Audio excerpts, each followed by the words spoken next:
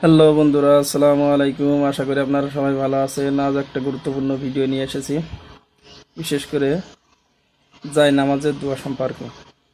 সাধারণত আমরা জায় নামাজে দাঁড়িয়ে এই দোয়াটি পড়ে থাকি, ইন্নী ওয়াজ্জাহতু ওয়াজহিয়া লিল্লাযী ফাতারাস সামাওয়াতি ওয়াল আরদা হানিফা ওয়া মা আনা মিনাল মুশরিকিন। কিন্তু এটা আদৌ জায় নামাজের দোয়া নয়, জায় নামাজের অন্য দোয়া আছে, কিন্তু এটা পড়লে সওয়াব হবে। রাসূল সাল্লাল্লাহু আলাইহি সাল্লাম তাকবীর দেওয়ার পরে দোয়াটি পড়তেন, কিন্তু আমরা জায় নামাজে দাঁড়িয়ে দোয়াটি পড়ে থাকি। এই দোয়াটি সম্পর্কে, এটি একটি গুরুত্বপূর্ণ দোয়া, আর এই দোয়াটি সম্পর্কে মাওলানা মুফতি আমির হামজা গুরুত্বপূর্ণ ব্যাখ্যা দিয়েছেন। চলুন তাহার মূল্যবান ব্যাখ্যাটি শুনি। ইব্রাহিম আলাইহিস সালাম আল্লাহকে খুঁজেছিলেন, না খোঁজেননি। প্রথমে চাঁদ দেখে মনে করেছিলেন এইটাই আমার খোদা, এটাই আমার আল্লাহ। যখন ডুবে গেল বলছে না, যে ডুবে যায় ও আমার মালিক হতে পারে না।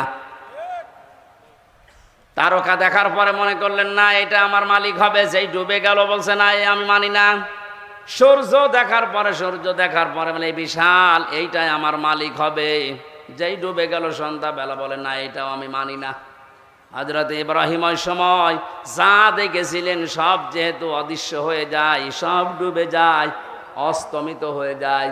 তিনি তখন জাতির সামনে দাঁড়িয়ে ঘোষণা দিয়েছিলেন, ইন্নী ওয়াজ্জাহতু ওয়াজহিয়া লিল্লাযী ফাতারাস সামাওয়াতি ওয়াল আরদা হানিফা ওয়া মা আনা মিনাল মুশরিকিন। জোরে বলেন আল্লাহু আকবার।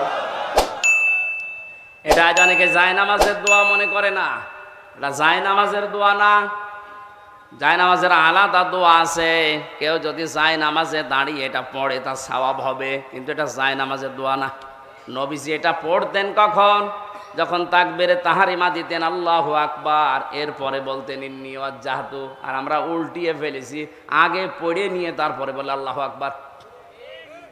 এখন থেকে নিয়মটা পাল্টিয়ে নেবেন, কারণ এই কথার ভেতরে এমন এমন মারাত্মক চারটা বিষয় আপনি আল্লাহর সাথে স্বীকৃতি দিচ্ছেন। ইন্নী, অবশ্যই আমি, ওয়াজ্জাহতু, আমার এই চেহারাকে, ওয়াজহিয়া লিল্লাযী ফাতারাস সামাওয়াতি ওয়াল আরদা হানিফা, আমার এই চেহারাকে আমি ফিরিয়ে দিলাম। চেহারা মানে শুধু এই মুখমণ্ডল না, আমার এই মুখমণ্ডল তো আছে আমার কর্মজীবনে, প্র্যাকটিক্যাল লাইফে যত কিছুর দিকে আমার মুখ ছিল, আমার স্ত্রীর দিকে, সন্তানের দিকে, টাকা পয়সার দিকে, ক্ষমতার দিকে, এই ভোটের দিকে, যত দিকে মুখ ছিল সব কিছু থেকে ফিরিয়ে আমি হানিফা, একনিষ্ঠভাবে আল্লাহর দিকে আমি ফিরে আসলাম, যিনি আসমান আর জমিনের উদ্ভাবক।